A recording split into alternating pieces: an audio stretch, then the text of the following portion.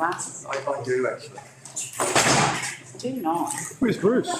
He was up there. But about 5. And besides, Bruce is No, not. I parked here and then ran. Hello, good morning. Sorry. Yes. Morning, staff and councillors. I know we've got a couple of councillors that are away, but we do have a bit to get through today, so we might kick off. Just before we start, are there any declarations from councillors before we roll on? I'll check with the other councillors when they get back. We'll go to the first item, item 1.1, the RSPCA pound management contract. Hand over to Stengel. Thank you, Chair. I just would like to introduce this morning's report. It's about renewal of the RSPCA contract. This particular contract has been up to tender previously back in 2019, and I believe it was the only, these particular contractors were the only ones that responded to the contract. So I guess we are seeking Council's consideration to essentially extend this contract. I've got Manager here, Dan Rogers. Is there anything you'd like to add to the renewal? No, the contract comes up for renewal end of June this year, and the current contract has a 5-year right of renewal to that contract. And yeah, if Council's further, and we would go into negotiations with the RSPCA, of which I've had initial contact with. They've got a new state manager who's also negotiating with 3 other councils currently, and is very, very keen to be able to see this contract be renewed without, and I'm happy to discuss the previous contract with you and get an understanding of why there were such rapid increases and where we're at with pricing as of today. Any questions, councillors? Any? Councillor Stewart? Mr Mayor, did you mention at a previous meeting that there had been negotiations with the manager looking at a new pricing structure or reducing the cost? Or So, through Mr Mayor, the state manager I've had a meeting with, who has indicated that the current price that we're paying is something that he would like to be able to retain and possibly offer more services in an education thing, being the RSPCA. The contract is the RSPCA, and they obviously have the education part of their system, apart from the rehoming of animals and adoption service. So they would also look at introducing other services to this contract. for example, So education. So at the moment we used to run a program called PET, which we no longer do when we pulled back on finances a few years ago. So that type of public education in schools and the likes of that are things that we would look at. Just on that, I understand the necessity for education and those sort of things, but often when we do it in this style of management, we're actually using ratepayer funds to promote the RSPCA because they get the kudos for all that sort of stuff. I do have some concerns around that, and also in terms of the parameters we set for the contract. I went through the report. They're looking to put on more staff. Is that something we asked for, or is that something that they're suggesting? Because if it's their suggestion that we have these extra staff and we make these changes, then they're effectively asking us just to sign a blank cheque. Have we put parameters around the services that they need to provide that are council funded? Yeah, 100%. Yes. So in that initial tender document, it was very, very black and white. Yeah. Councillor Fredman? I just ask, have they has RSPCA put a foot wrong in the last few years? I can't recall anything coming to council, and I think if your answer is no, they've done nothing wrong, I think we're incredibly lucky that we have them in tow. So the question is, have they blotted their copybook, to use an old term, I know, at all? No, not all aware of. Any other questions, councillors, comments? That's it, thank you. Mr. Stengel. Yeah, sorry, report will come to the next council. Item 1.2, Gympie Region Tourism and Events Review Workshop. And over Ms. Barley.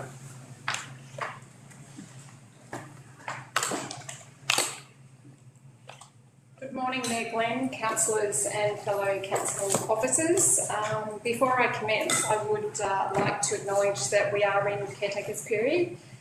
This workshop is not about us presenting any report, it's seeking your input from the last 4 years and also your input from your constituents around the events. So I would like to introduce Bryn Skilbeck from Basco Consulting, who I've been working with for this review since December. So next steps from this review, in the April OM, we will be taking recommendations, presenting recommendations for you, the elected council, to approve, to then align with the relevant budgets. And we're not saying we're asking for more funding, we're just asking for input from you regarding the events review. Bryn. Excellent, thank you. Good morning, councillors, Mr Mayor, thanks for having me today.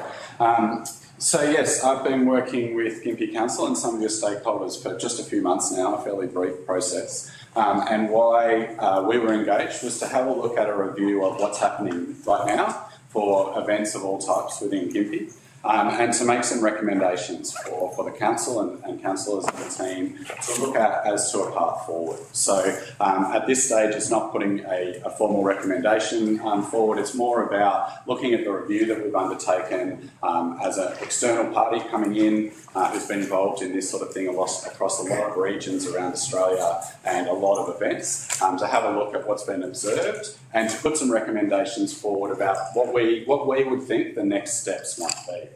Let's see if I can operate this.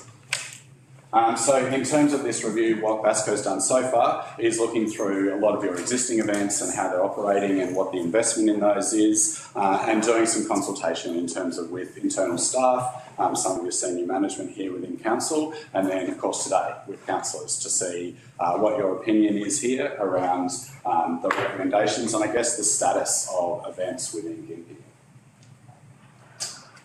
So in looking at, from my point of view, as undertaking this review, I come from the outside. I'm from the sunny coast, so just down the road. And from the outside, being able to observe a lot of what's happening in Gympie in terms of events, but dived a bit deeper in terms of this review. Certainly a couple of things that I've picked up on is that there are clearly a lot of successful and popular events in Gympie. So again, coming from the outside, there were many events that I knew about and I knew that were running successfully and were very popular with not only your local community, but visitors coming in. And the fact that the broader events industry, who I often represent, understands the work that you're doing and the outputs that you're showing is always a really important part and a lot of great success for the region. I did review a survey undertaken by council, I believe this was 2 or 3 years ago, I don't have the exact date. But it was a fairly extensive community survey looking at what they rated in terms of the importance of events within their region. And the scores within that survey were extremely high. So I've looked at those surveys across a lot of regions and you generally get good positive responses around the importance of events. Within Gympie it was extremely high. And I think the things that were noted within there is that it's a really important part of the community, this idea of bringing people together, but also some of the economic outcomes. That it's really good for local business, can draw people within the region and increase the spend. So that review, that sort of survey has really been part of the review that we're undertaking and showing that there's a lot of not only success in the events that are being delivered, but the community sentiment of what's coming back out of that. Also did a brief review on what's happening at the moment. So if you look at just the events within the grants program that are defined as major events, so to be clear here, this isn't your sort of smaller events, which is a picnic in the park kind of thing. We're looking at the sort of more larger events that operate across the community and be more well known, and also the other supported events, obviously things like the music muster, the rally, things like that. There is a good number of things happening within council, and there is a solid amount of investment made and support made through council and other services towards those events. I would say in terms of that number, that is lower than a lot of regions around in terms of the amount that they invest. But from a really initial point of view, that when me looking at it, it seems like a reasonable amount of investment based on the events that you have and that community sentiment and the outcomes you're achieving. There's also a large piece in terms of events within Gympie about council delivering themselves events. Now, this is something that's being looked at by a lot of other councils about the most efficient way to actually produce these. Again, an initial assessment has shown that the team's doing a good job. If you look at the events that are delivered and the outcomes from those and what's happening at the events themselves, they're running successfully. I think one thing that has been noted in there is that it is significant workload. For the team and for people associated with it to be able to do this work and produce these events to the standard that they're doing. But up until this point, looking from the outside, I'd say the team's doing a good job. And again, that can be measured by the outcomes of those events, the media coverage that's relating from them, and the community engagement and sentiment about how positive they are about these activities. A last note that I've really noted, and this exists in some of your existing strategies and in some of the work that events are doing, is that Gympie sits in a really unique position for what they can do with events across the Sunshine Coast. So obviously, you know, we'd all understand what happens in Sunshine Coast and Brisbane and the Gold Coast and the sort of way that they secure and pitch their events. There's been a lot of comments in your broader strategies and plans about how Gympie has a really unique position in terms of your history, in terms of what would draw people to the region, in terms of your local industry, and all of those pieces that come together. And a really clear observation from me is that that can really become a strength for Gympie moving forward. You'd argue that it already is in terms of the events that are on, like the Music Muster and things that are very unique to Gympie, but it really does open the door to be unique and to use events in a different way perhaps than some of the other regions are doing. Continuing the initial observations, I think a couple of areas that are going to, at this point, are going to form our recommendations as to what can be done from now.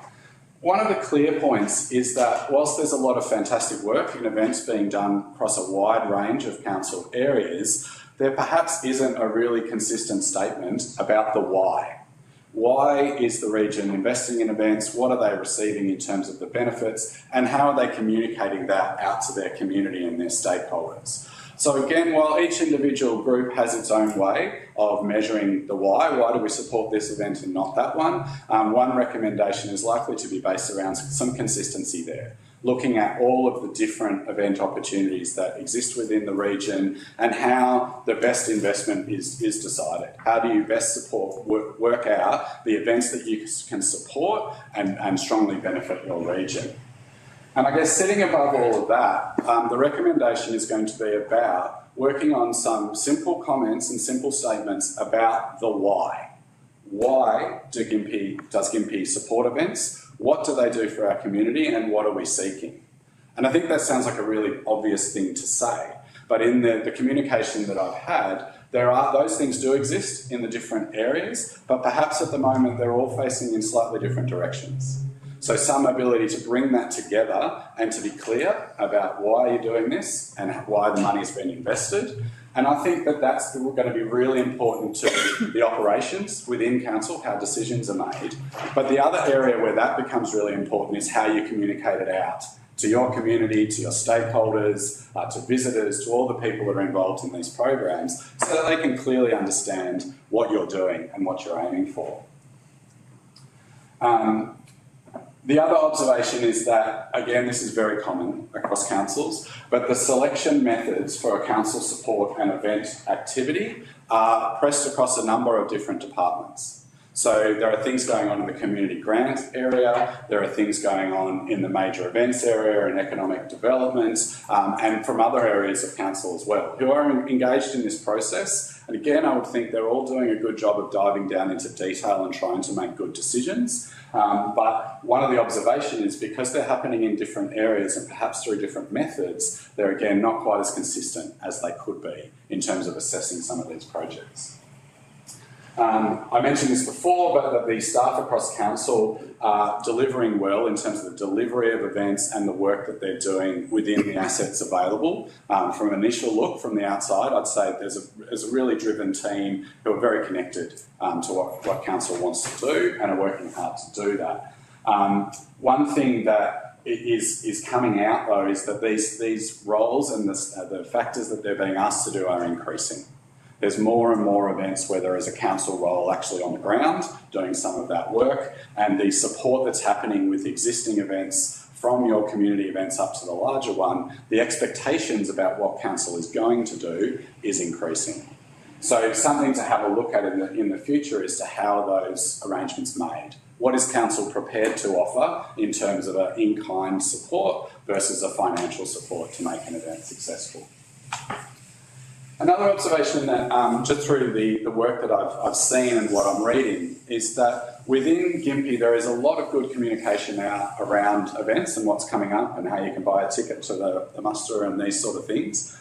What I would say is something that is perhaps not strongly delivered at the moment is broader results out to the community and industry about the whole of events. What are they all doing? How are they contributing to our economy? How are they contributing to our industry growth? All of those things. So I think part of that communication piece comes out of having this idea of a vision, if you like. What are you trying to do with events? Then you can report back regularly about how we're going. We're doing really well. We've partnered with these 3 local events. They've done this, and that's really aligned to the plans that we've outlined in terms of what we're trying to do in this space.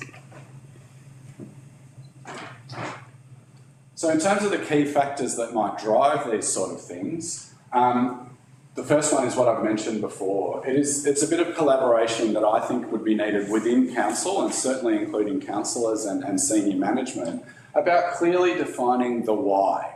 Why is money invested in events?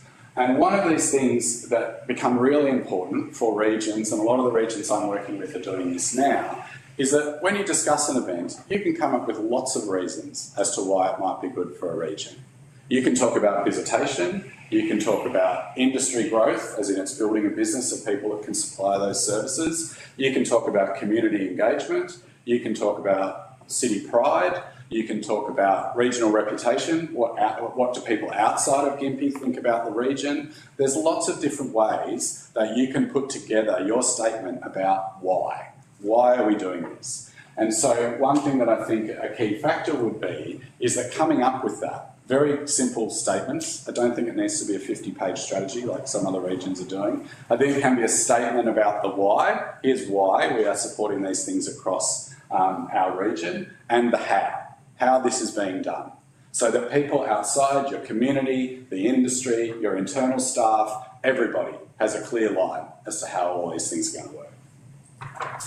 Another definite key factor is that rising event delivery costs are making a major impact across Australia. So many of you will be aware of this, that events of all types and scales, council investments in events, all sorts of factors that are happening in events is very impacted at the moment by rising costs. And so of course we all understand that the costs are going up everywhere, but for an event organiser you have the battle of rising costs to actually deliver the event, and then cost of living issues, meaning you can't just necessarily double your ticket price to cover that cost. So it's just a note to look at events of all scales, from your smallest community event through your largest external commercial event. They are all facing similar challenges. So one thing that needs to be looked at in terms of the future models is how do you best partner with them for that? So there's obviously not unlimited budgets. It's not like you can just keep covering these costs, but it's looking at the systems that you can do to try and address some of those things to help events of all types of scales. And then the final key factor in here in looking at where this might go is looking at the clear pathways and decision-making process for event funding.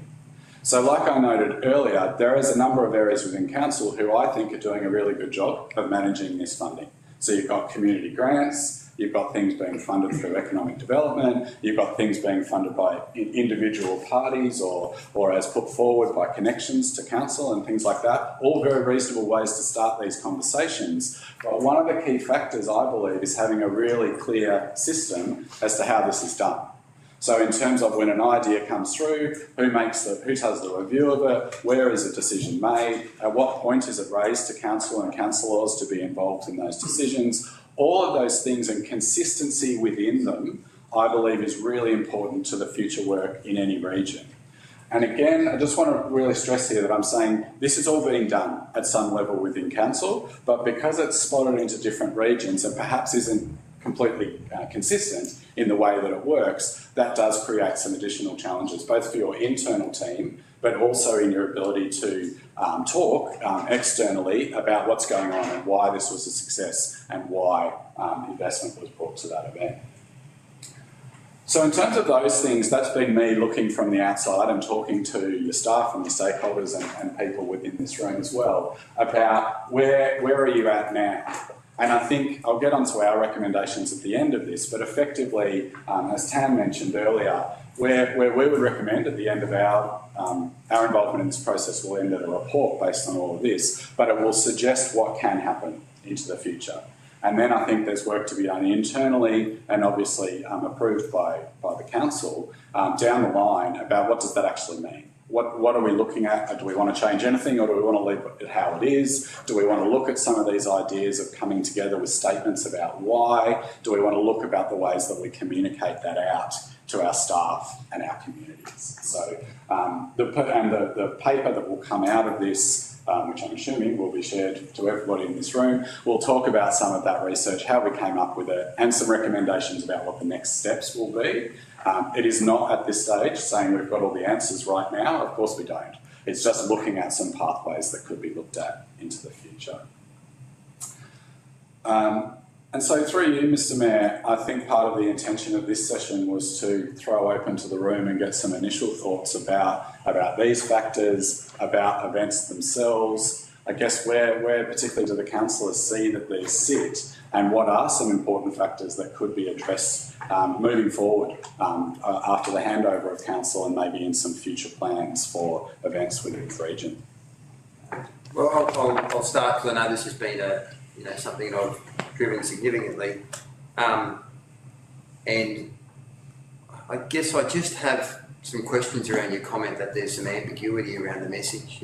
My messaging in the public area and to the organisation is that we want to give Gympie Region the events capital of the southeast corner, and that the uniquenesses we have with our sporting fields and the other facilities we have that need some investment are very clear for everyone to see. But the thing that sets us apart from everyone else is the welcome that we give people. The effort that our staff go to in making sure that they go above and beyond. They do that little bit more that what I call the corporate model can't encapsulate. The corporate model cannot encapsulate care. They can't encapsulate passion.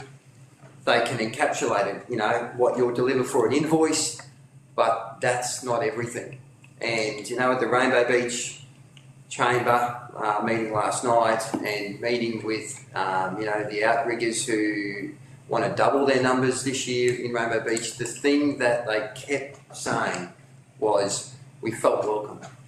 And whether it's the rally, that's the consistent message that I get when I engage with these people is they feel welcome, they feel wanted. And the core of that, the foundation has been our staff involvement. And, that the staff go above and beyond. They take it very personally, the success of the event.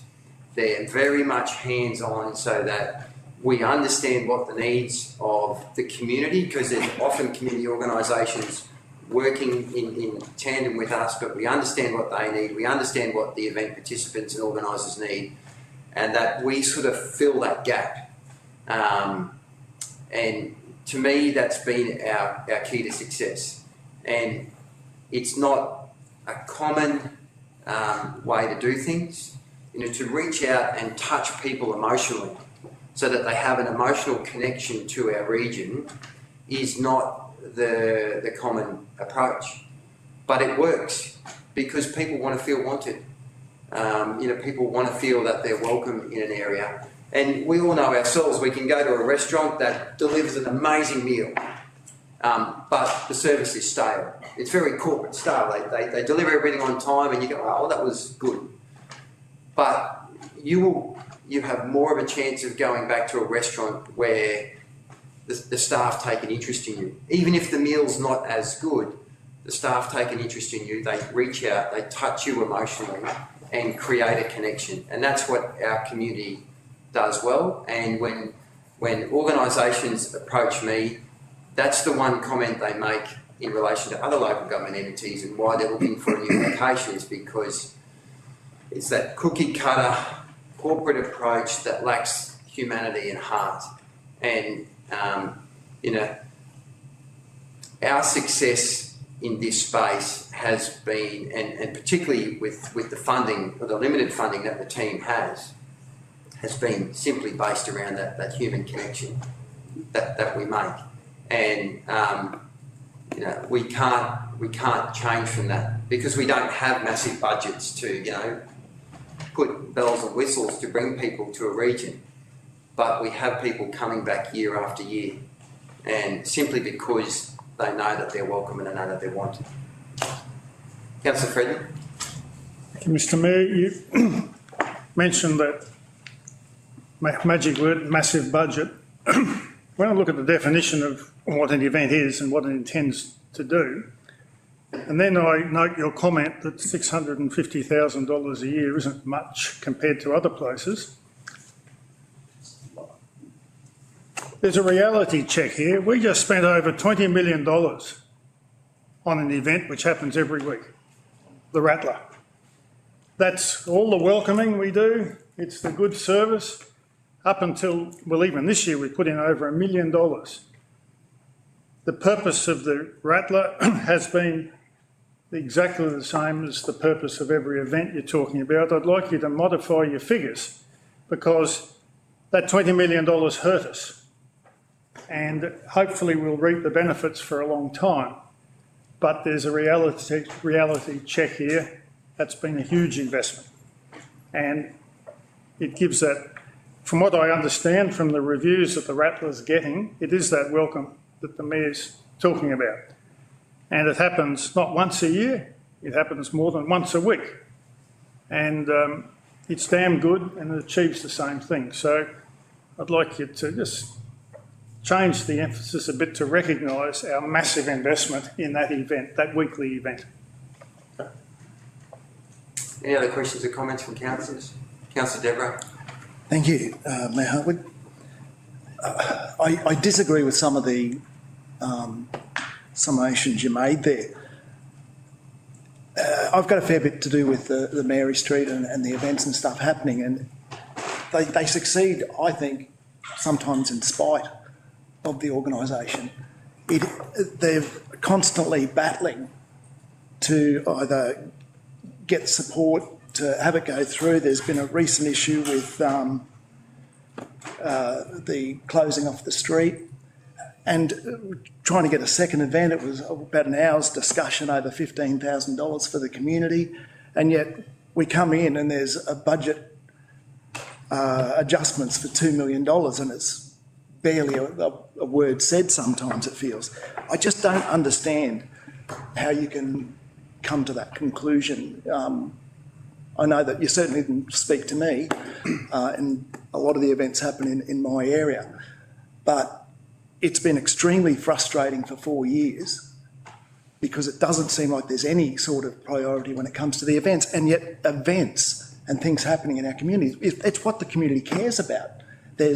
They want their road to be done, they want their parks to be mowed, and events. And I wish there was more priority given to it because the community is the one paying for it all the stuff that they don't care so much about as well. So I don't know, very hesitant about yet another report. If it makes a difference to something, that's great, but I don't understand why it's needed to say this is important. Surely everyone in the events area realises how important it is, and everyone up to the CEO should understand within the organisation what the community thinks about events. It's not a stretch. So. And if I can just give some historical perspective to the points Councillor Debro's raised, we started in that 16 to 20 period, council just took over events. Gold Rush was destroyed and we just poured money down the drain. And so there was a change in focus in 2020 to say, look, if the community don't effectively drive it and we partner with them, then we simply can't do it because there's A, we don't have the money, and B, the success isn't there. So there's been a lot of angst in that space in bringing about the change in the organisation where we understand the role of partnership, we understand the role of service, and I know Robert and the team are looking to develop that more. In spite of that, we still have achieved some amazing outcomes. Winter Trees and Wheels on Mary, about 1/5 of our entire region's population was in Mary Street for that event. If you extrapolate that to the sunny coast of Brisbane, they never have anything that hits those markers or those outcomes, and we haven't even gone further afield. We haven't looked at those events in terms of the sunny coast and can we pull people up from there, and so there is a lot of scope to grow. I think from elected representatives, we like it seamless. And I know it's going to take a while before, we get to that place. But we shouldn't look at the success we've had with Mary Street events and Wheels on Mary, the rally, outriggers and that, and just go, well, the events are going well, we've got good attendance, that's great. It's not, that everyone involved, particularly from the community groups, has to feel that it's effectively seamless and that we're all pushing in the same direction. And that's not happening, I feel, at the moment. We still are getting excellent results. There's no doubt about that. But at the end of it, elected representatives and community people shouldn't feel like they've had to bash their head against a wall. Because at the end of the day, we are here to serve and we are here to get the good outcome, and it should be a good outcome for everyone. So through the chair, if I can just confirm some points. So Councillor Devereux, you're talking about the priority and our delivery in that space? Yes. Yeah, okay, that's good. And communication. The communication's been extremely poor the entire time. It's just, people coming to me and going, they haven't got back to me. It shouldn't have to. It should be pretty smooth. Through Mr Mayor. Councillor Devereux, is that over your term? Yes. In terms of the last 4 years? 4 years. Yeah, okay. Thank you. Councillor Stewart? Generally agree with what everyone's saying. I have trouble with the word consistency, especially if we're going to talk about it being community driven. We don't have a consistent community. No community is consistent. We come from different directions. Some people put on events because they are concerned about the well-being of children. Some people put on events because they like to row boats or because they like to run, and there's a whole lot of reasons, and I'm just worried if trying to make it too consistent then becomes too almost vanilla or something or other. Allowing inconsistency, I think, allows greater creativity perhaps or whatever, and I don't know how that fits in with having nice policies and whatever, but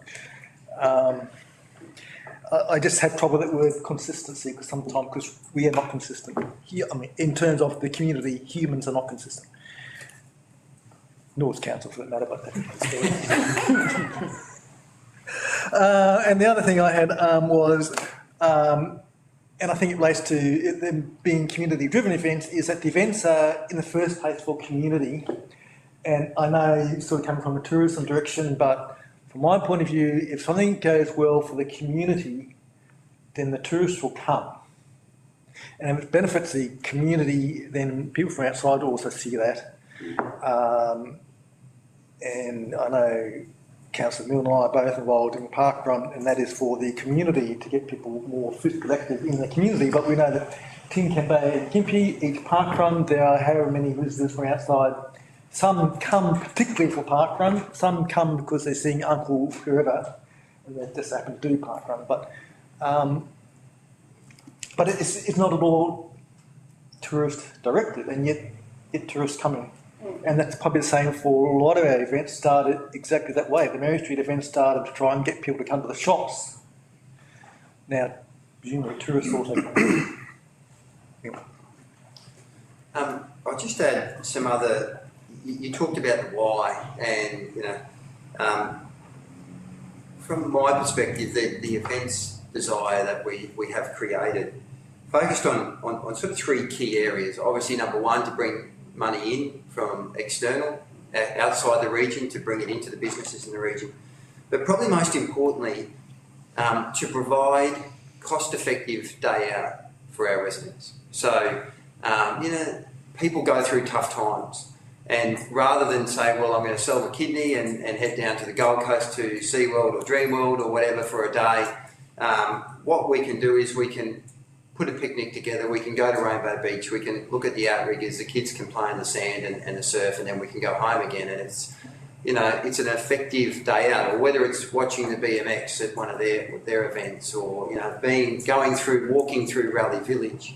The whole focus has been to drive that, and create a demand, a consistent demand, so that the accommodation providers or people that are interested in providing accommodation in our region go, I can invest there.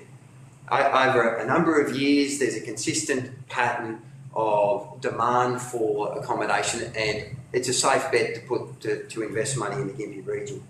The other one is to change and raise the profile of the region within its residents, but also externally.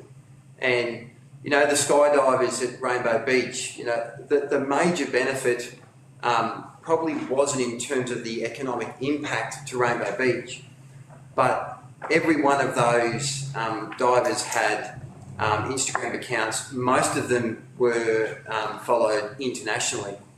So the footage that they attain, the photos that they attain, the good messages that they put out, we can't afford that type of marketing campaign, and nothing beats that word of mouth that we've achieved. And the outriggers, the rally is another, other examples of where we raise the profile of our region, but also allow our residents to see themselves in a different light with a little bit of pride.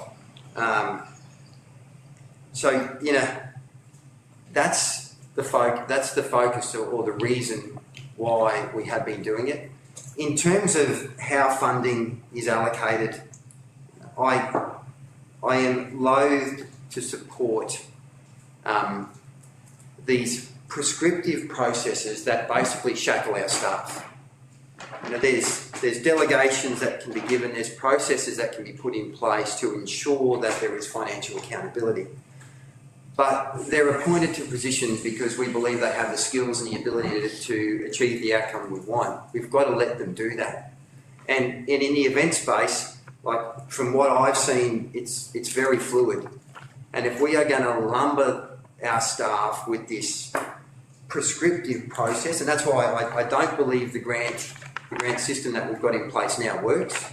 I don't believe it gives the staff the freedom to work with an event within some parameters, either for attraction or assistance, and deal with the ups and downs and the hiccups that come with it, so that we can achieve those overall objectives.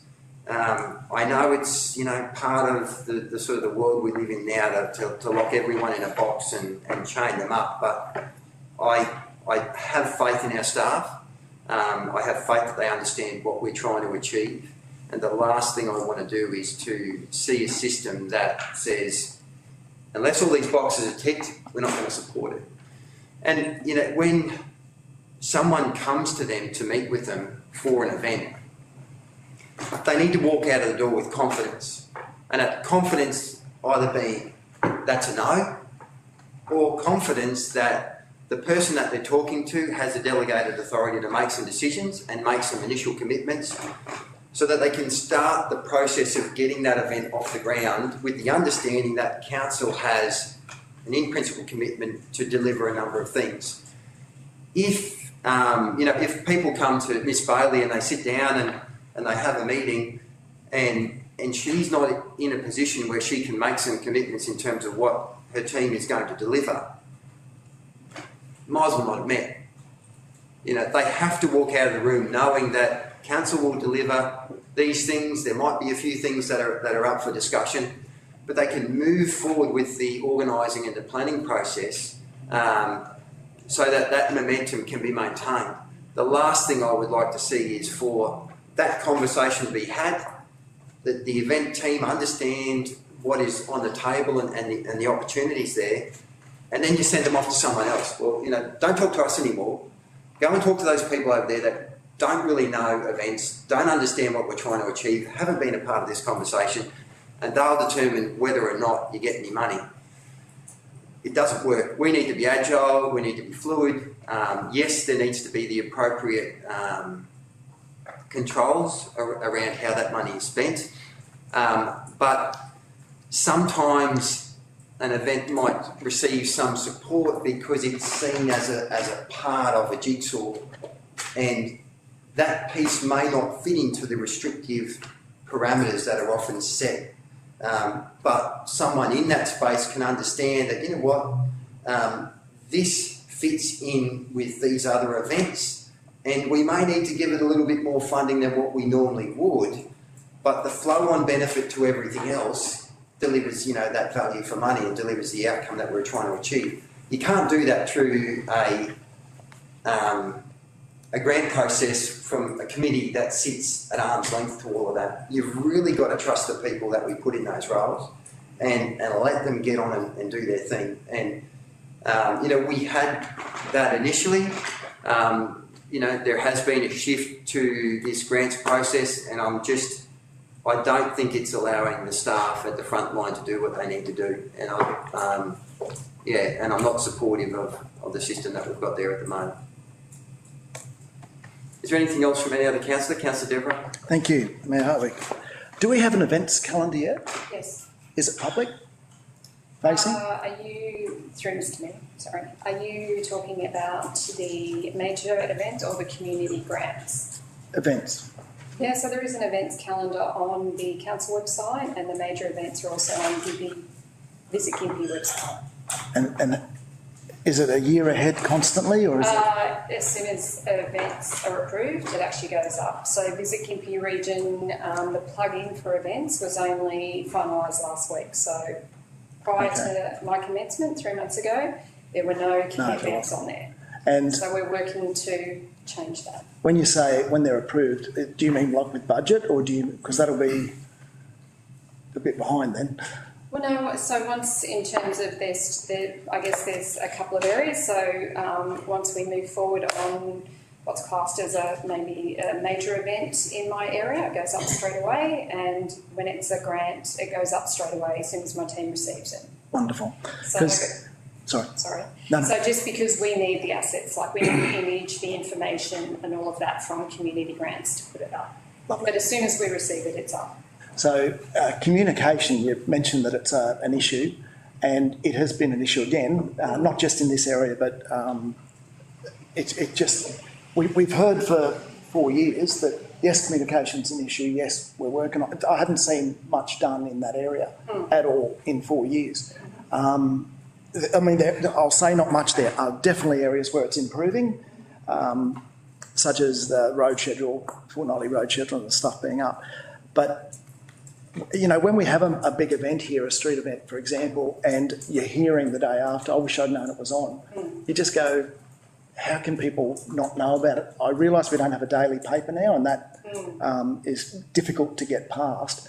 But, there are another 76 councils in Queensland. They must be working through it. There's got to be some great ideas out there about how to get the message across. So, through you, Mr Mayor, Councillor Devereux, we are developing that 12-month plan and how we actually work with other events that we bring in to for them to also promote other events that are Wonderful, coming in as yep, well. so cross-pollination type Yeah, thing, yep. absolutely. There is limited budget, so we are working with the various media outlets for their support to come on and actually support us with promotion of those events, and also through our digital channels, and one of those digital channels being Visit Gympie Region, because we were never able to put an event up there, but now we can.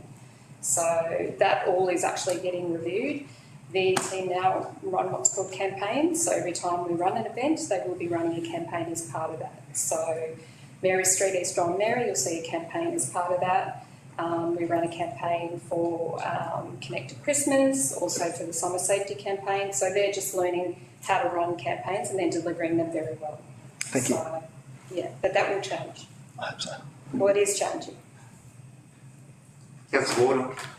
We haven't touched base on events that express who we are and what puts us on the map. I mean, we've got Kilkeven Horse Ride and Gameri Pumpkin Festival, and we used to have the Seafood Festival down in Tincan. But Gympie, you know, what was successful here in the past were events that already had the infrastructure in place, like the Gold Mining Museum that put us on the map, and the timber industry at the Woodworks Museum. But now that we've invested so much in a train, we might as well express that too, because it's unique.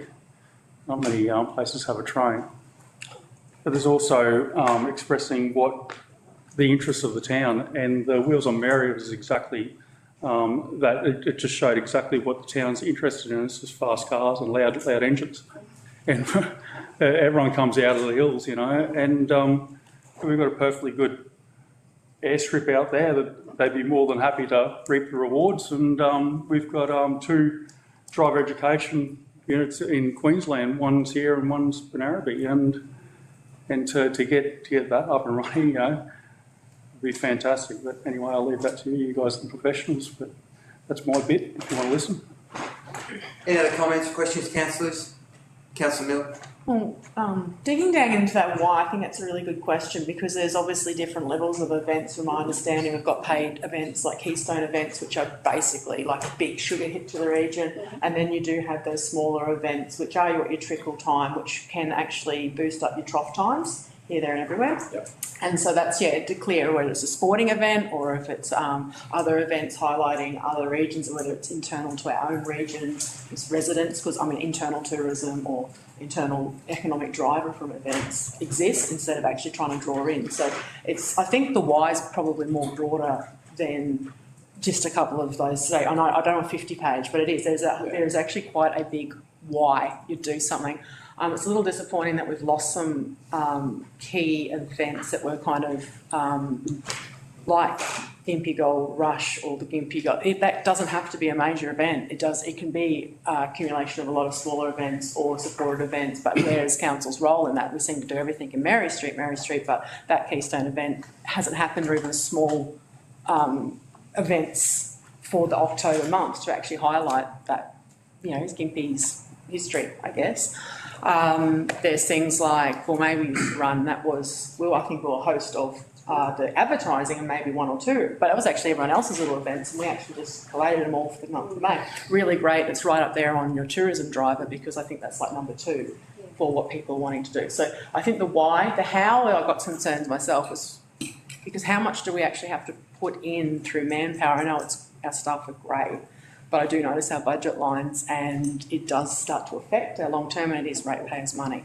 So how much we actually put in, and it's trying to get that across the board, as well as in, do we assist with all the base stuff to make sure the events are run well? They've got sanitation, they've got all the stuff they need to run, and then all the nice pretty things on top. Well, that's up to the event organisers to draw that in, or do we do the whole entire lot? Are we the drivers of the promotions? I'm not quite, yeah, so a bit more understanding and, yeah, like the outlines and guidelines around that type of stuff. So we do have consistency, because, yeah, one major event that has been lost down on the coast from years ago, it was a meeting and it was like, we don't have any guidelines, so we can't support that at the moment with any money. So that was a contributing factor to having it lost. That was a long time ago. So, and it hasn't been able to come back, because I don't think there is, you know, drive or anything anymore. But yeah, I see there's a process that you've got here that probably could get some good outcomes where the teams can work, and we can actually get more equitable, where we can drive more new events coming in, maybe get their events, and then maybe some of the events that we do have are consistently able to survive, but not be sugar, gold plated with support, because ratepayers should be spreading everywhere. So anyway, can we get feedback in afterwards? Because we've been hit with it now. Great presentation. Absolutely. And think, and then put it back. Yeah. And through Mr Mayor, just to answer one of your comments, Councillor Milne, that what we're doing is strategically setting up with the events, we're working with the major events, the data to ascertain what the economic value is, the impact, to then seek funding from elsewhere as well. So you mentioned Mary Street, we've received $65,000 external funding for Mary Street. So hence we can run Easter on Mary and a few other things, but that funding also supports merchandising, training, and also some marketing. So we are seeking external funding, so it's not impacting our residents as well. So that's why we're sort of doing this as well, so we can pitch for funding. So I think the data is an area we've lost. It's an area we haven't paid enough attention to, or didn't have the resources. We focused on bringing the people here and knew that there would be economic benefits, but now, particularly given the success of some events and the opportunities to make them even bigger, we would need assistance from TEQ, and without that data, it's just not going to happen. So it's good that we're looking to do that. I do, one of the things we learned from 16 to 20 is that council should be a support service to a community organisation that wants to drive something. Gold Rush died because we took it over. And that is sad, because it is our history. We are the town that saved Gympie, and we spent a lot of money. Sorry? We say both. Queensland as well. We say both. Queensland. We took that event over. We spent a lot of money trying to make it into something that the community wasn't ready for, and it didn't receive the support, it didn't receive the passion that that we get from other events that cost us less than a tenth of what that did, because that was a significant amount of money. Over $100,000 we spent trying to rejig that, and we just destroyed it. We know our sweet spot is when we work with the community. We know we drive very good value for money, but that data, particularly for future growth, international events, we really need to have that so we can then lean on TEQ. And I know you're already working in that space, Tanya, and it is great to see that change coming. But I think that, I go back to my initial point. A lot of our success is because of the heart and soul that the staff put in. And, they sometimes can look like a bit of a motley crew, but they really reach out and touch the hearts of other people, and they make them feel welcome and make them feel warm, and they go above and beyond, and they do the little things that mean so much, and we should never step away from that. Councillor Smead. Thanks, Mr Mayor. I agree with Glenn and Mr Mayor that it's a community organisation wants to run an event. They look to council first. I think that's the wrong way to go about it. It's up to the community, it's up to the local Chamber of Commerce to actually support that event and get it on the roll first and then turn to council for support.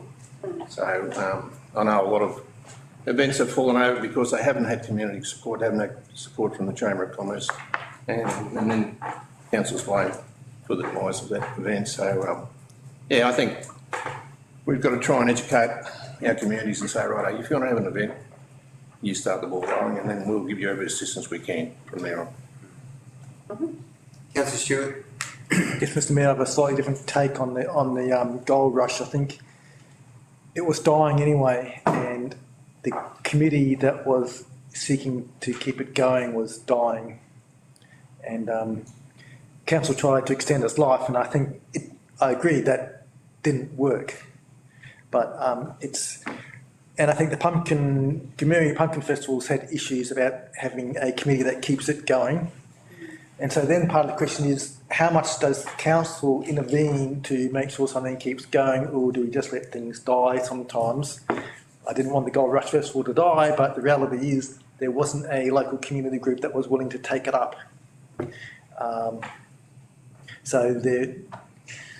Which is, I guess, really gets back to Councillor Smerdon saying that we're here to support the community groups to keep events going, but sometimes we just got to let them die if that's the case.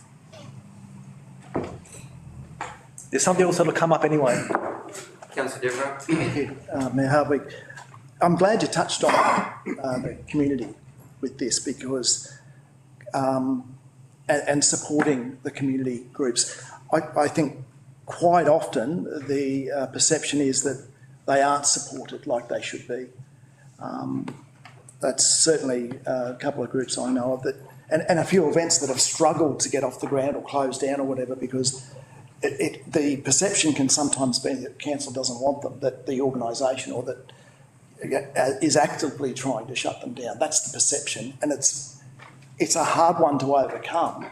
But again, it comes back to communication and actually deciding that we'd like it to happen. What can we do to make it happen instead of, here are some more hurdles. So I would like to see a change in the attitude of our organisation towards these things, because every time a community puts on an event rather than council, it's cheaper, it's supported better, and it's better run. Because the people in council who do them have other things to do as well, whereas the people who are running these events, they put their heart and soul into it. So I think we must support the groups that want to do this, and I'd like to see that going forward. Thank you.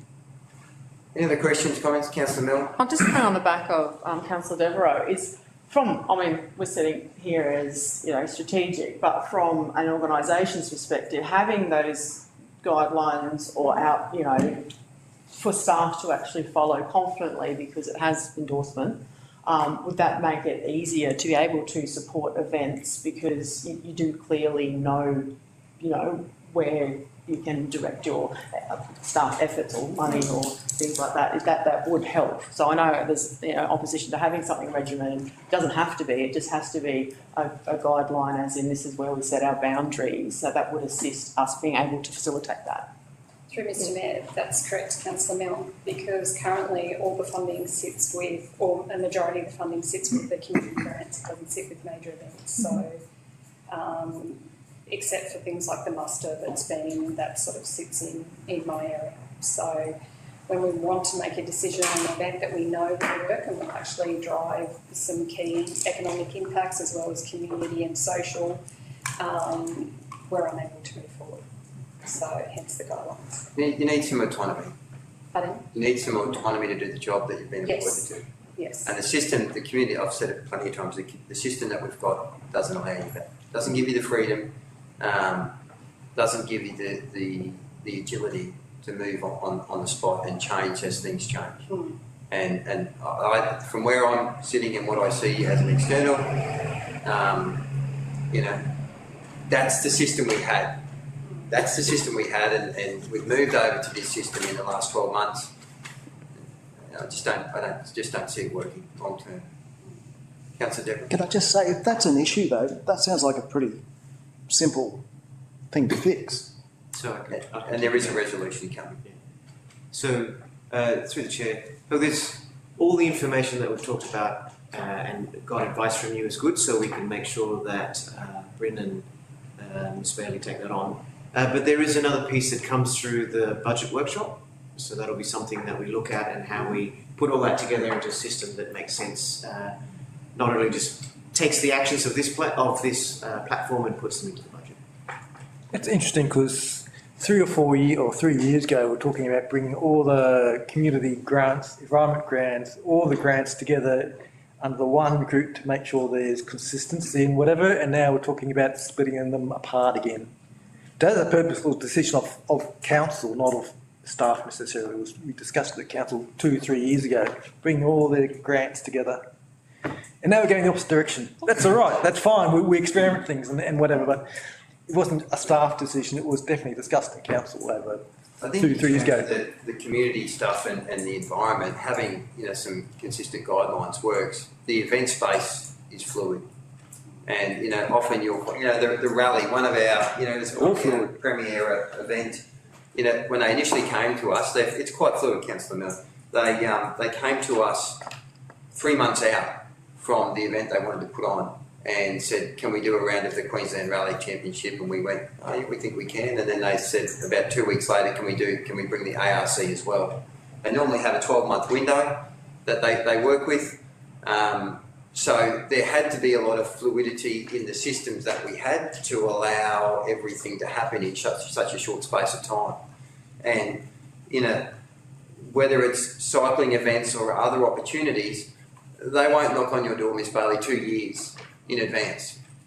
Generally, it's 2 months, you know. We've found some hurdles here, or we don't have the interest here anymore, and we think that it's going to work here, without giving you that freedom to make those decisions and get the ball rolling and work with them.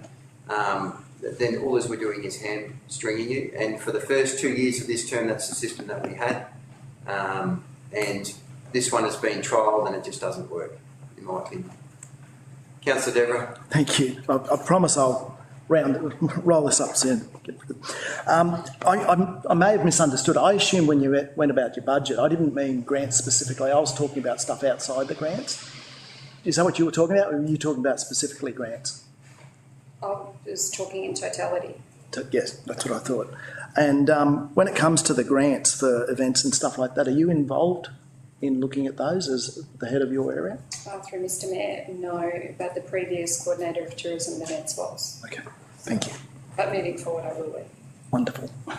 Makes sense. If there's no other questions, councillors, you've got more? If I could just wrap up. Right. I think, I actually think this discussion that has been had by the councillors and yourself, Mr Mayor, is exactly the perception of where I think Gympie's sitting and what might come next. So I understand, and there's different opinions, isn't there? So even in things like the why, this idea of why are we doing it, we had some quite different answers. And I think that's very natural within a region to try and work that out.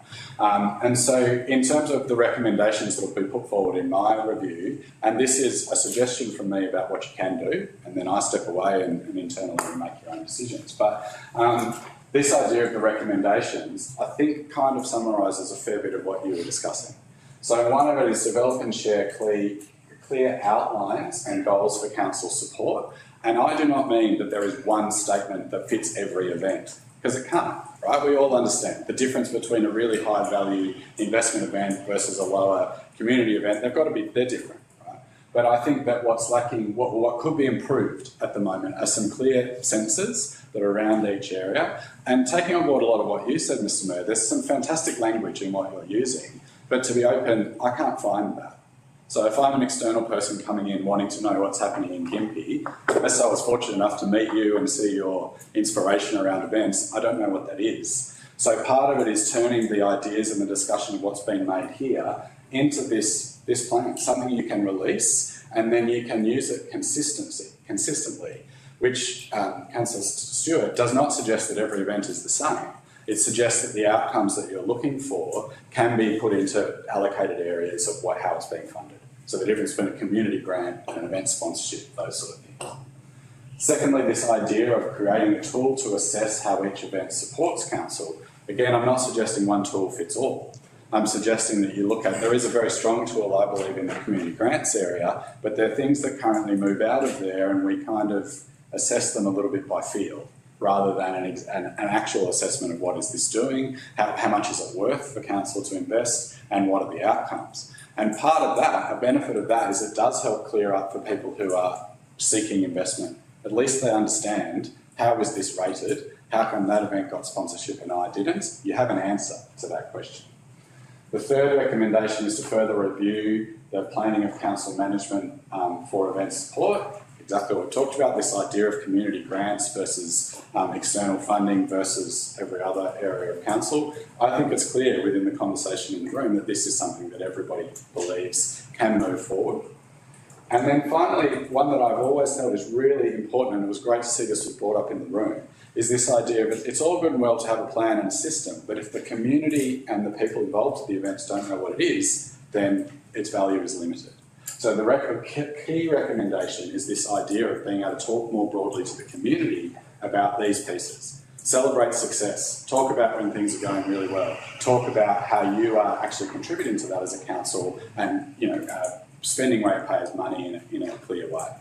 So I think where this was trying to get to is talk about, I believe that this is the next steps for the teams to take from the community grants, the partnerships team and in collaboration with you, and I think it looks like.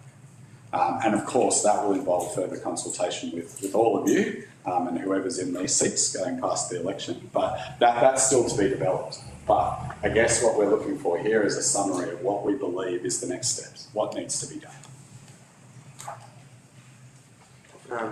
But if there's no further comments from councillors, is there any more you wish to add, or I think we've had a really good discussion? Yeah, Absolutely. wonderful, thank you. Councillors? Thank you, appreciate that. Thank you. We will now move on to item 1.3. I'm just going to go. Sorry, Andrew? the Economic Development Strategy Senior Setting Workshop.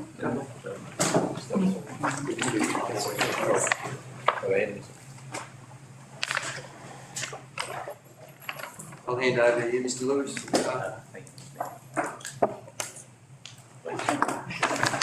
Andrew, pleasure.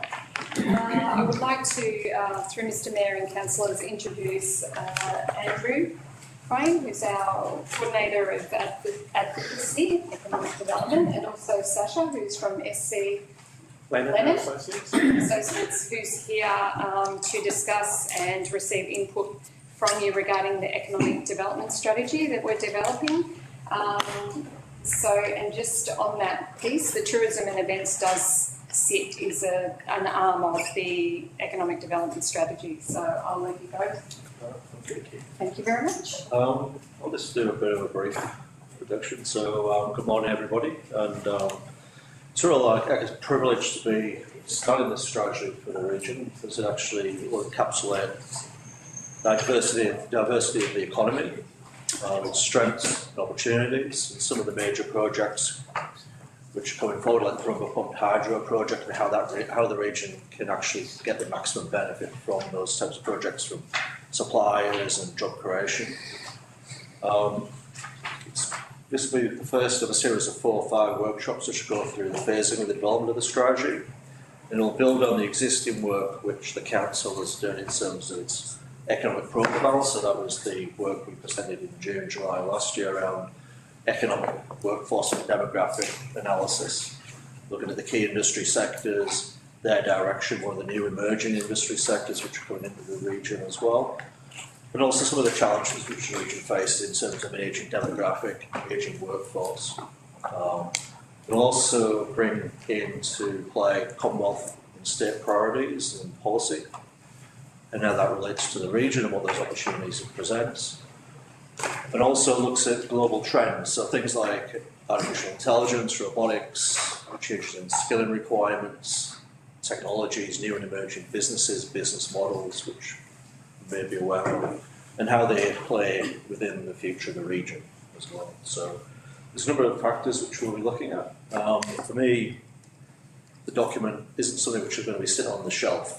So it's not a strategy which is 90% strategy and 10% delivery. Ideally, we get to the point where it's going to be 10% strategy and 90% delivery, so there's a future resourcing requirement which will be obviously addressed through the budget process as well. I mentioned this on the council as document. One of the big things, and there's 2 or 3 big things which will come out of the strategy. The first is confidence. We know how confidence plays in our own daily lives, but if you're an investor, you want confidence that you're going to invest in the region. If you're already in business, you want confidence that the region understands what you do and wants to support you and provides a supportive environment. And also for startups and entrepreneurs, that they've got the confidence that they're going to invest, they're going to move out of employment, they're going to invest in their business, and they're going to do that in a supportive environment as well. And lastly, it's about advocacy. So how we advocate for the region, and that document will provide that basis so we can go and communicate when we talk to MPs, members of Parliament, go to government, we go to Canberra or wherever it might be, we talk to investors for a document which demonstrates the economic strength and vibrancy of the Gympie region. And the Mayor talked about profile of the region as well, so it's that profiling. So the strategy plays a number of roles, and this will be one of a series of 4 or 5 workshops through to presentation of the endorsed strategy. So I'm going to do Cedric. Thanks, Andrew. Excuse me. Thank you, Mr. Mayor and councillors, for having me here today. Today is really just about introducing myself and the project, and Andrew's already begun to do that. If we can just go back to the previous slide, sorry, and I don't have the clicker. Just to introduce me before I talk about the economic development strategy and why we're here. I'm Brisbane based. I've been in Brisbane for 25 odd years now, and I've been working in this space, economic development, and related areas like destination management planning and tourism promotion and strategy development, economic impact assessment, and business case preparation. So a lot of related work. I've been doing that for about 30 odd years now, predominantly in Queensland but elsewhere in Australia. So if we do go to the next slide, please. And you can see that looking at the logos on the screen there, most of my client base is local government. And you can see that a lot of those councils in the past are councils based here in Queensland, southeast Queensland, right up the coast to the north and across to the west and southwest, but also elsewhere in Australia as well. So just to give you some examples, some of the work I'm either doing or just completing at the moment is down in Victoria for the likes of the Albury City Council and Wodonga Council on the New South Wales-Victorian border there, a destination management plan.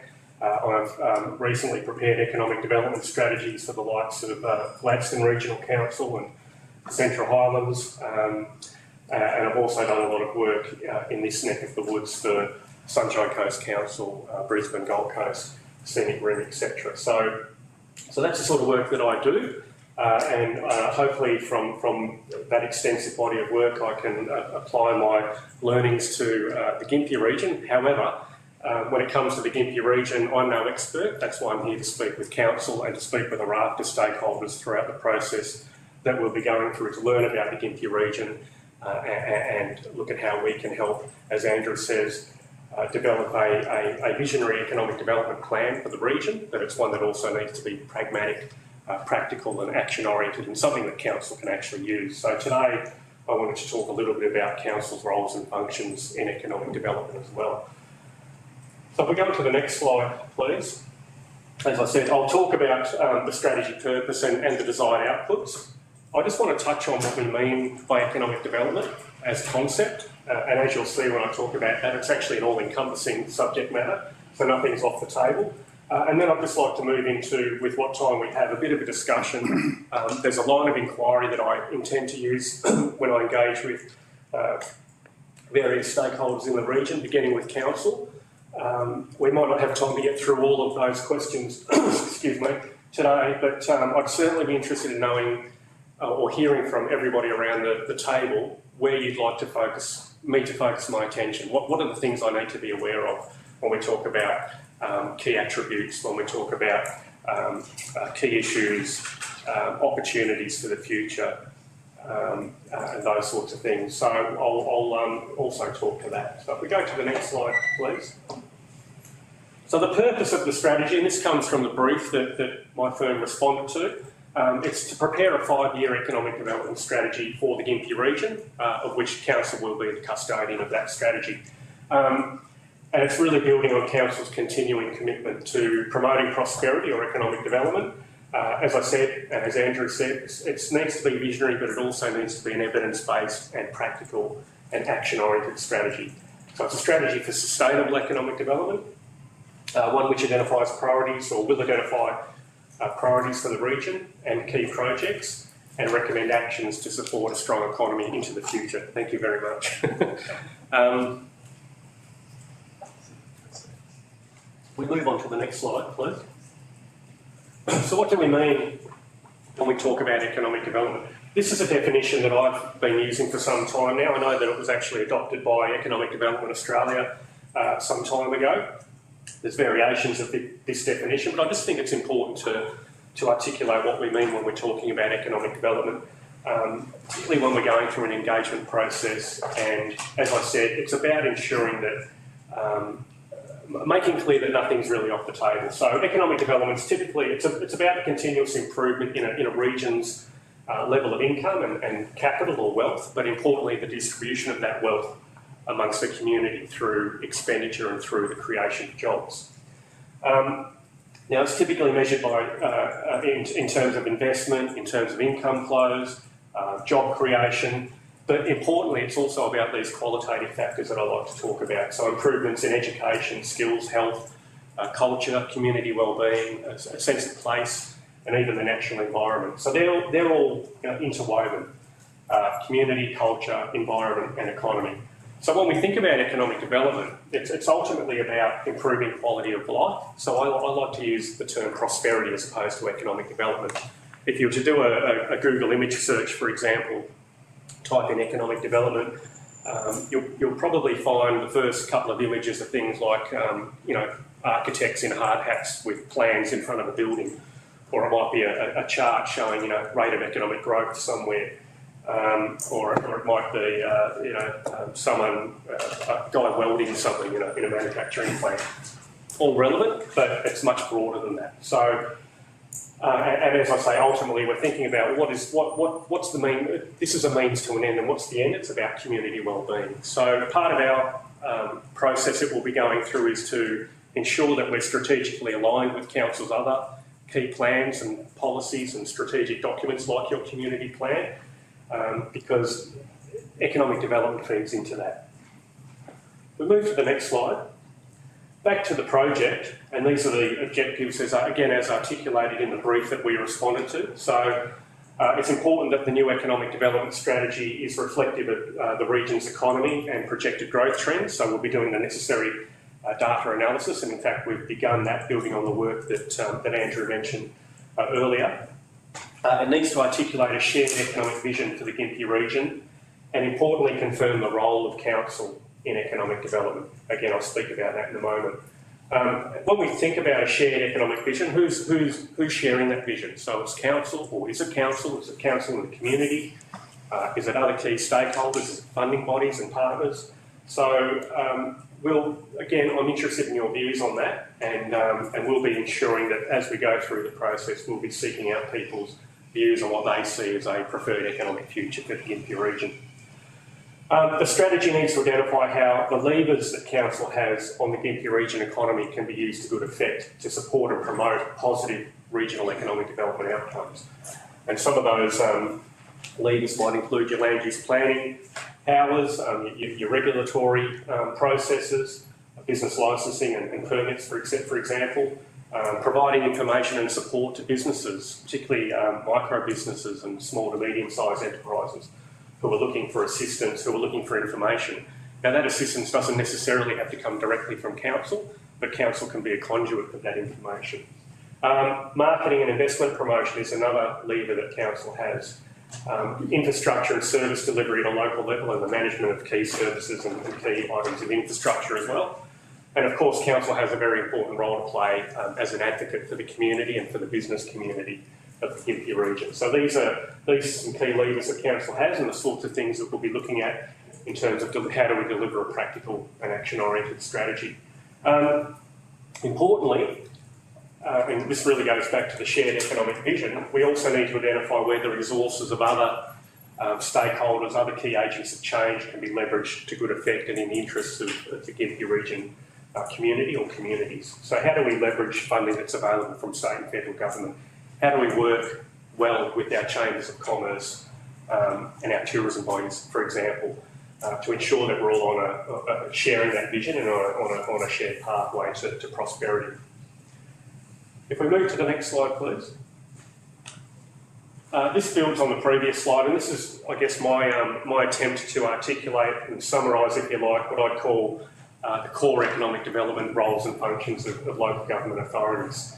And we've got 7 themes, if you like, or activity areas.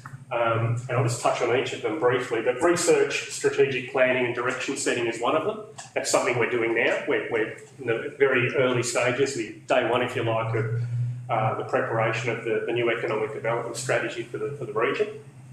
As I mentioned earlier, land use planning, regulation and place management, perhaps one of the most powerful tools of council or councils as far as how they can influence good economic development outcomes is concerned. Local infrastructure and service provision. I've talked about engaging with local business and industry.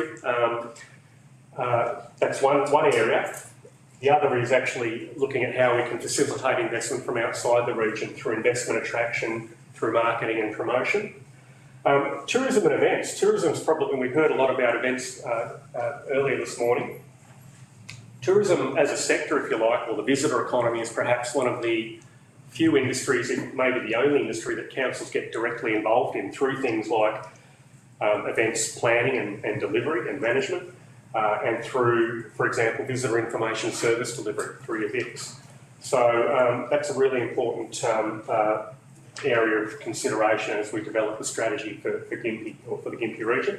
And I've already talked about economic development, advocacy, and importantly, partnerships. So I think the term partnerships is really important to show that we need to be proactive and be collaborating and working together with other key agents in the interests of the Gympie region and the communities of the Gympie region in pursuing desired economic development outcomes. So a really important role of council, I think, is advocacy and strong partnerships.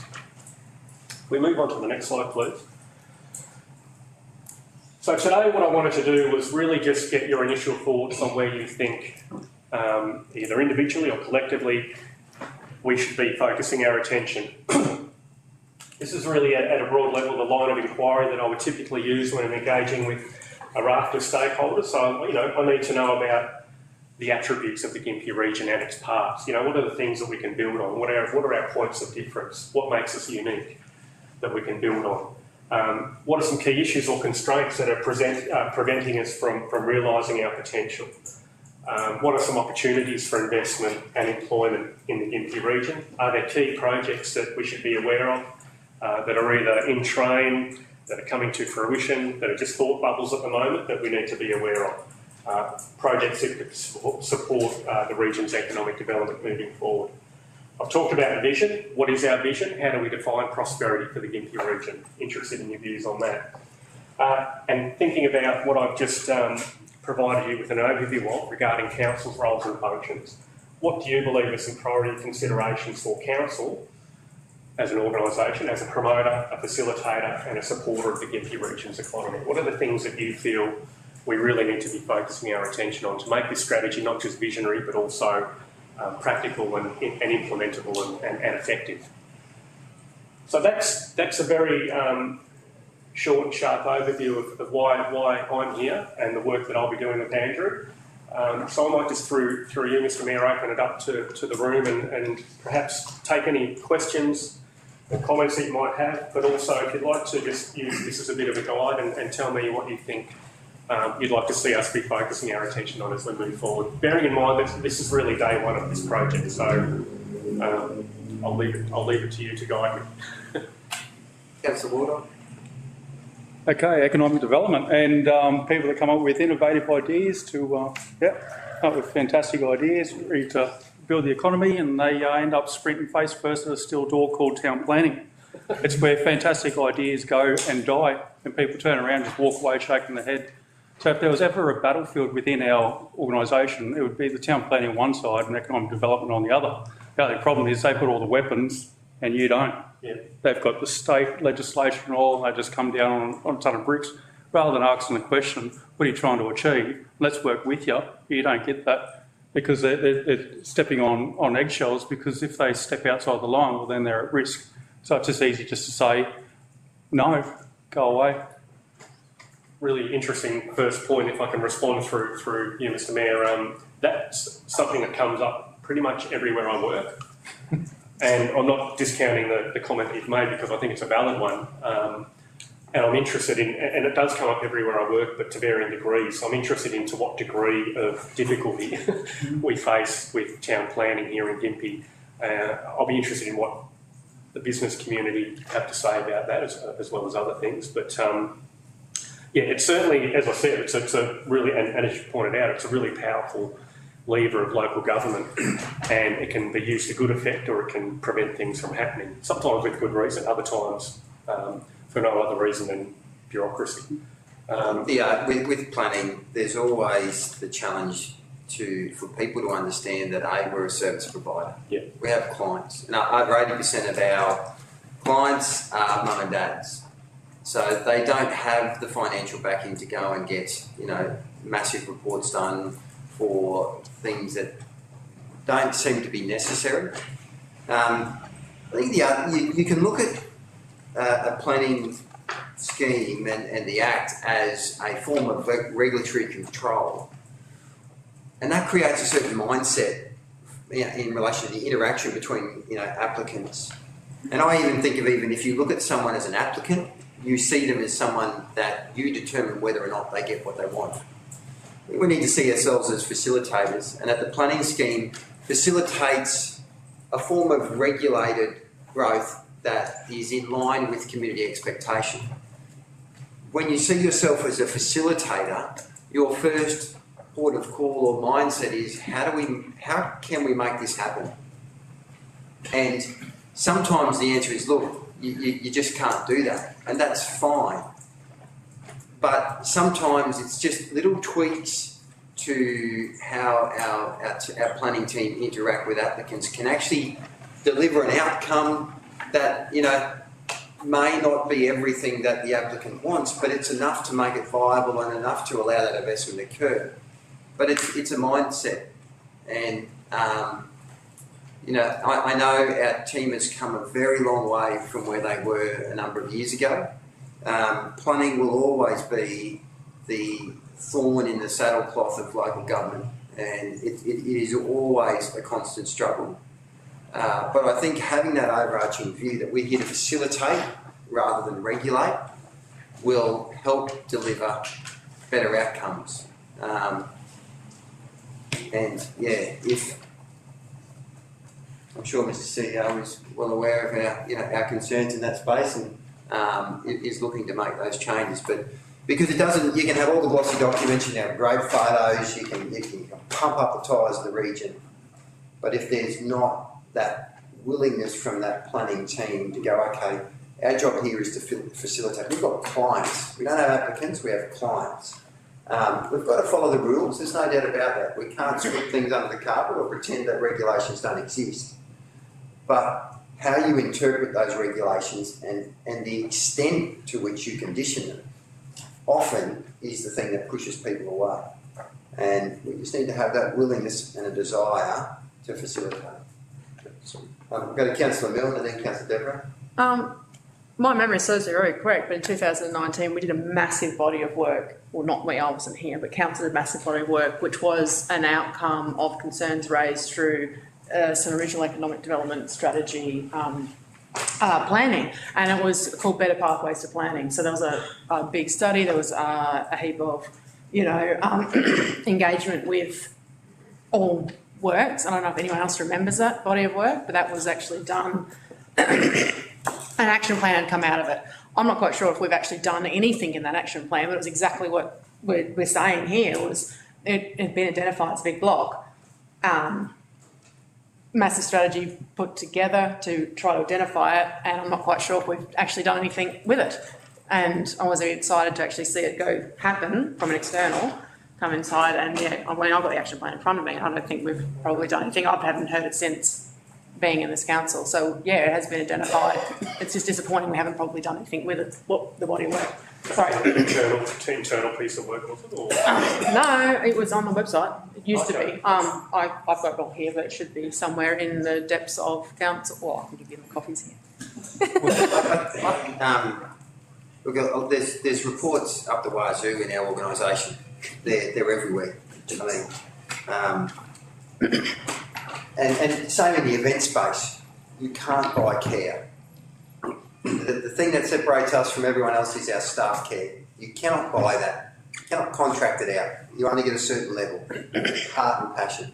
And in the planning space, you can have all the strategies, we can have all the documents, but until the organisation or that part of the organisation sees themselves as a facilitator, We can have all the documents all over the place, and it doesn't matter. And if you have that mentality, that ethos, the documents actually don't matter. When you have that mentality and that ethos, everything falls into place. And people go, oh, well, you haven't had a strategy and you haven't had this, but you've had immense success. Well, it's because the heart of the people and the culture of that part of the organisation is in the right spot, and all good things come to that, and then you can build on it. Yeah. But you can, if you don't start there, you know, documents out the wazoo, and we'll still be having the same conversation in 4 years' time. Yeah, I couldn't agree more, and I'm really keen. I think, thinking about my experience, as a business owner, I'd be very unlikely to read an economic development strategy. Just don't have time and not particularly interested. As you say, what I'd be interested in is how council can help me, whether it's directly or by providing the information I need. So I think for a strategy like this, the visionary stuff's really important. I think we need that. I also think that a useful strategy would be one that has, you might call it an economic development charter or something like that, that speaks more to staff, not just your ED staff, but your planners and others. And there needs to be a shared understanding of what that is and what that means for different areas of the organisation. And once they understand that, and they're all and they're looking at applicants as clients, then I think you're going to have that's when a strategy like this can actually be useful. Work I did recently down in Victoria for Mornington Peninsula Council, which is from Melbourne originally. It's notorious for being one of those places where the people who live there, if they could, they put a wall up and stop people from coming in, you know, including investors. And we did a lot of work speaking internally with staff there, but also with businesses, a lot of businesses there who also engage with Frankston City Council next door. Very different places, but Frankston's sort of one of these places on the rise. But the gist of it was that everybody I spoke to said, if Mornington Peninsula could do economic development and business engagement like Frankston does, we'd be wrapped, because Frankston actually were proactive in having, you know, business concierge type people who would go out. They'd understand how planning works. They would be proactive in engaging with businesses who were looking to, you know, for a development application, could be big or small. But they would walk them through the process and say, this is why this can't happen. So consistency in information. This is what needs to be done to ensure that it can happen, and I'm going to go away and make sure that we can do everything in our power to walk, you know, get you through the process. So very different cultures across those two councils. So I think that's what businesses see. They don't see the strategy. So I take your point. I think it's a really important one, and we need to try to, I guess, draw that link between strategy at the high level and then implementation on the ground. But that requires understanding within the organisation here, not just Andrew and what team he might have, but others in the organisation as well, I think. I guess with the business concierge concept gets thrown around a lot. Yeah. And when I initially, was contemplating, I thought, there's a fair bit of merit to that. My concern is that we're basically bringing in a Panadol. We're bringing in someone that understands planning and is willing to work in that space to deal with the challenges that that environment may create. Well, I would go, why not just work with that environment? Because if you don't fix that up, you've still got the headache. Mm. You're just bringing a Panadol in to sort of try and mediate between that.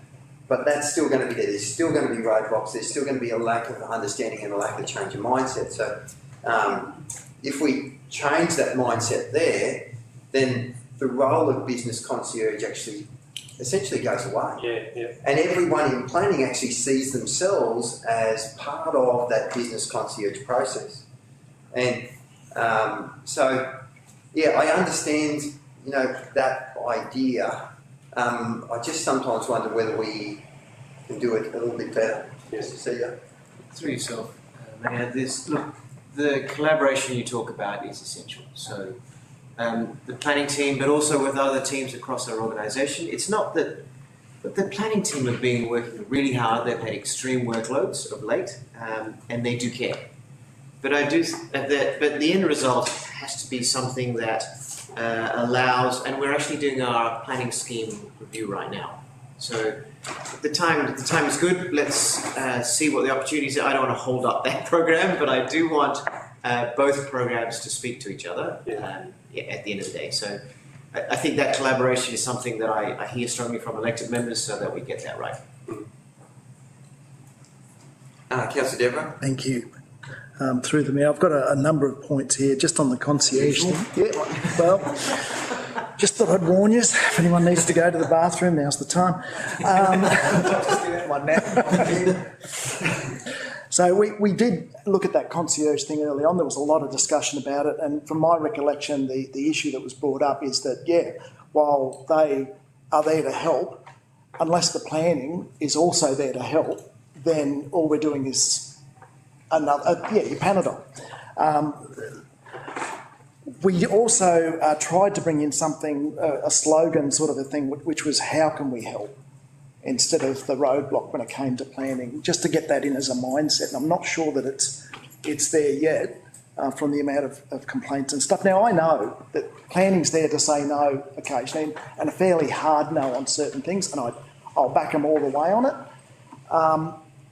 But there's a lot that you see that you think, why is this difficult? So I would like to see a lot of work done on that. I do want to make a point. I'd be wary when you're talking and finding stuff out about statistics around what's been said no to.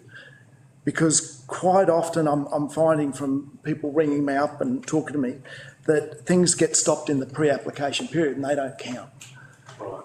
So we seem to be scaring a lot of things off rather than how can we help, how can we work through the issues. And that's to me probably the biggest issue there. Another problem that we have is that we don't make it easy, even in terms of what they need, what people need. Example of this recently for me was the events application that we've got on our site compared to Fraser Coast and some other. I went and looked at other councils, and it's just spelt out. Here's the question, that's what you need to come up with an answer for. We didn't have that. There was a link and it sent me through to some state page instead of actually making it easy. Especially with events, a lot of the people wanting to do it, they're not professionals. You know, if it's a community group or something, so to expect them to have a professional system themselves is ridiculous. But I would hope that when it comes to our planning area that it can be made as simple and as easy to follow as possible, because I think that's what we need. We don't want to be seen as the council that even before they come and see us, they're scratching their head wondering what on earth they even need to do.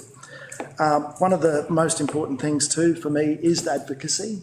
We've had a lot of talk about that over the last 4 years, and maybe this is communication. Maybe there's been a heap of advocacy, but we just haven't been told about it.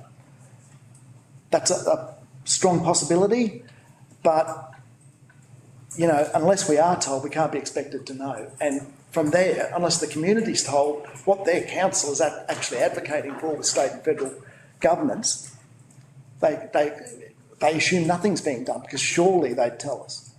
So that's another big problem within the area. Planning, this is related, although it's a bit of a long blow. And I know that you know about this. Not an uncommon practice for you, thank you. You are listening.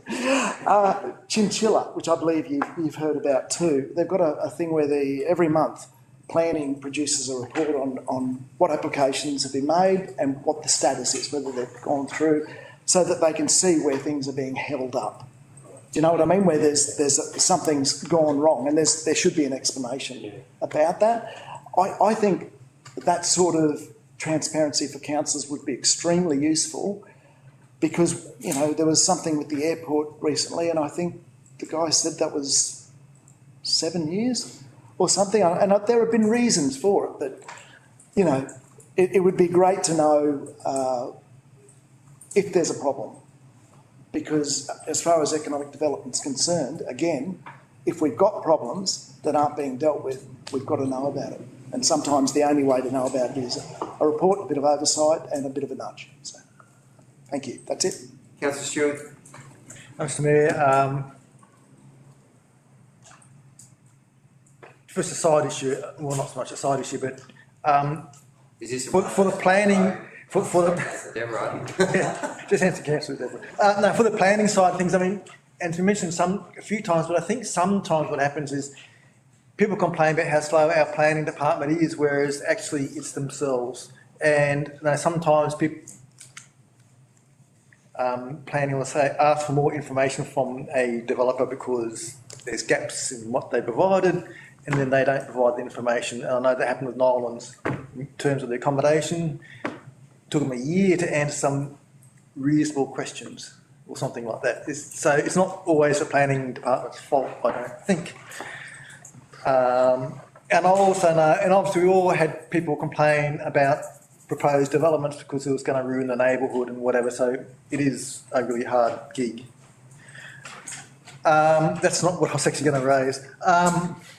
One, it's got to be realistic, so any economic development plan or whatever has to be realistic. I know there's a previous attempt 3 or 4 years ago, and it included all this about high-speed rail, which was a election promise from a particular party saying they would study it, and anyone with half a brain would know it would never work anyway. So why include it in our economic development strategy? It was just out of the world. So it's got to be realistic. So what is actually the government? And the government has a list of what they are proposing in terms of economic development and infrastructure, and that's what we need to hook into rather than imaginary things. And I think we need to recognise interdependence in terms of we are not a region on our own. We are related to Fraser Coast, in particular related to Sunny Coast.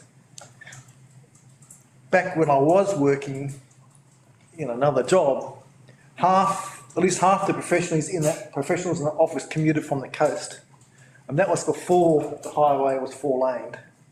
So the reality is that there's always going to be that strong connection between us and the Sunny Coast, and that needs to be included somehow in the plan. So people live here, work down there, and vice versa. Yeah. That's my half cent's worth. Councillor Fred. There's historically been a communication problem that's very fundamental. It comes back to training as to what's a town planner and what's an economic development officer. Two completely different skill sets. And one solution, which may not be palatable, which one I've often thought about, is economic development should be within the planning department. Either that or the other way around. Doesn't worry me. But the two have to talk. They're at opposite ends of the spectrum in terms of what each department wants to achieve, and they've got their own methods of judging themselves, let alone others. And perhaps the only way to sort the problem out is to put them in the ring together. That's my contribution.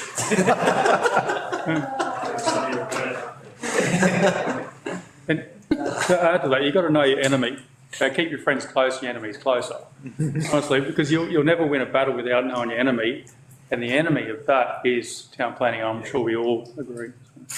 If I may, through Mr. Mayor, there are examples of councils elsewhere where ED does sit within the planning department for that very reason, an attempt to better integrate the two. So, and I think in my time I've seen that, generally speaking, there is better integration between, or better relationships between economic development and town planning within local government compared to 30 years ago when they were ideologically opposed. And you can still get that in places, but I think there have been some improvements made. So what I'm saying is there's hope, and we could certainly look at how we could address that here in the Gympie region as well. Just to follow on from Councillor Stewart's comments, you know, I have seen on a number of occasions where consultants in particular haven't been honest with their applicants. And that's part of the challenge that we face, where I had a ratepayer approach me and say, you know, they had approached a consultant who said it was a 6-month time frame to get this done.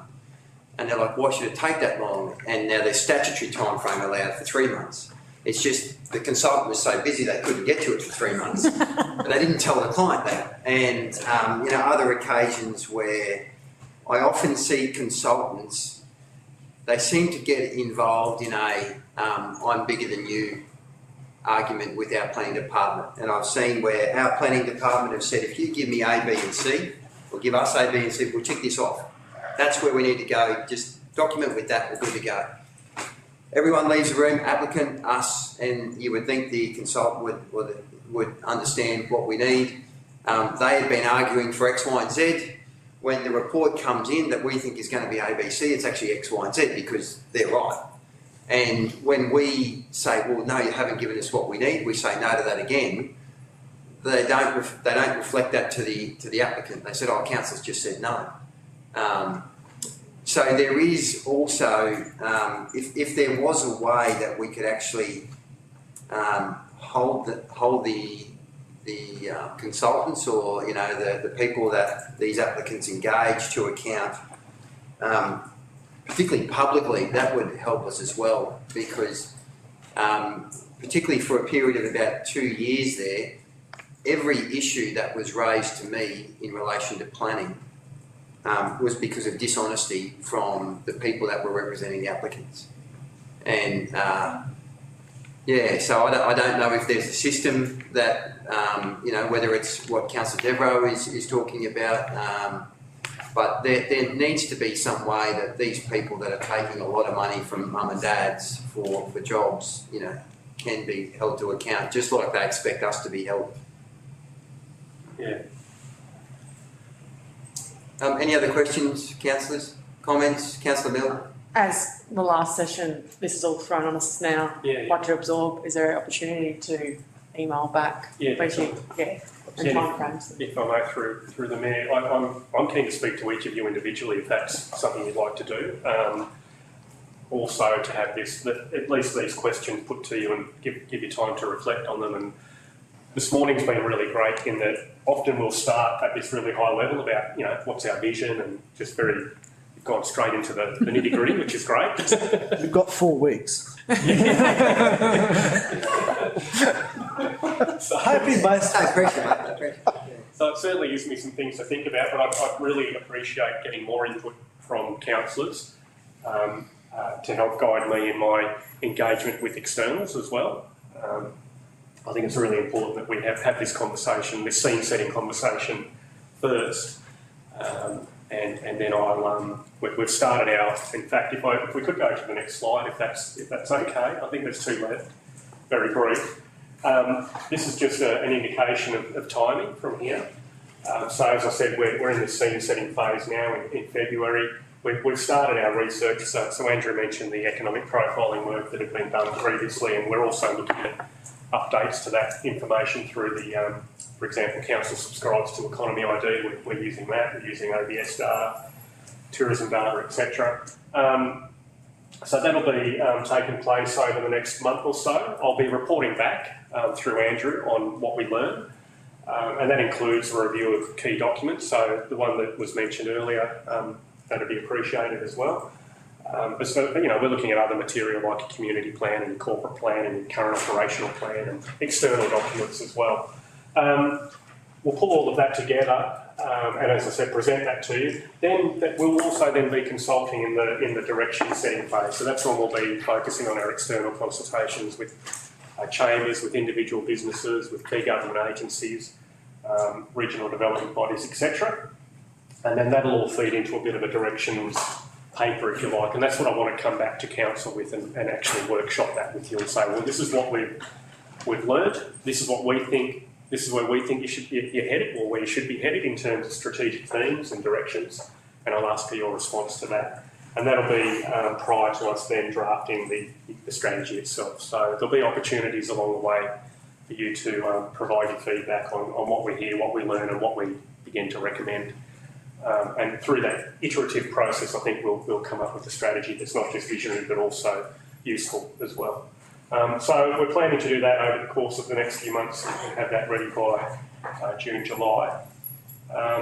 And the final slide. Sorry, can we just go back 1 second, if that's okay? Go for it off, Councillor. Just through the Mayor, I want to say, love a time frame. Yeah.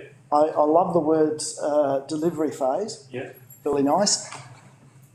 Looking towards the CEO, what will that mean in terms of the organisation, delivery-wise? Will that start then, or will that be another delay internally? Well, it depends on what comes out of it, but I'd imagine we can start quite quickly. We might phase the work so that we can get things done during the various years. And then the other thing to do would be to align it to our budget cycle so that there's items that cost money, we can have that ready to go. So if you can give us the budget, that will help us, whoever the council is. And if I may just respond to the Mayor, there'll be an action plan. It'll be themed, depending on what the themes are. So some of the actions, the recommended actions, I imagine, will be a continuation of business as usual in terms of some of the stuff that the ED team does. Other things will be more project oriented and new ideas that require, and they might even be a priority, but a priority to resource something that we won't see come to fruition for another couple of years. It might be a project of some sort. So that action plan will then help inform how council budgets for those, and we'll identify what priorities are, short, medium, long term, in consultation. And perhaps quick wins? And quick wins, of course, yeah. And some of that will, as I said, some of them will be new ideas, some of them will be just reinforcing business as usual, some of the stuff that council already does, and making sure that that's clearly articulated. But yeah, I think that's important. Again, that makes for a useful strategy. And you've got to think about audiences too. So if you want to be communicating to the business community and the community more broadly that this is what we're doing, then having some of those quick wins is really useful to demonstrate that. So, yeah. Exactly. Thank you. If I could add through the chair, we do not have a vast number of resources in this space. Mr. Quain is our lead and doing a lot of legwork as well. So if, depending on what comes out of this document, there may need to be a look at how we resource this. It'll be nice to get a strategy. We've been talking about this for, I don't know how long now, and we just seem to kick it down the road a bit more. So if we can get a strategy, it'd be nice. Yeah. My name is Mr. Mayor. Just finally, I've already said this. So once we finish our research and analysis phase, I'll actually produce a discussion paper that will be distributed as well, and I'll be seeking feedback on that before we move into the external consultation. There'll be a bit of overlap between that, but they're the next few steps. Any other questions, comments, councillors? Thank you for your presentation. Thank you, Mr. Quain. Thank you. Thanks, everyone. That will conclude our workshop. We might stop, put the nose bag on, and if we can try to be back by around 1 for the briefing, that'd be great. Thank you. Hungry, Dolly. Hungry. Look at me, I'm fading away.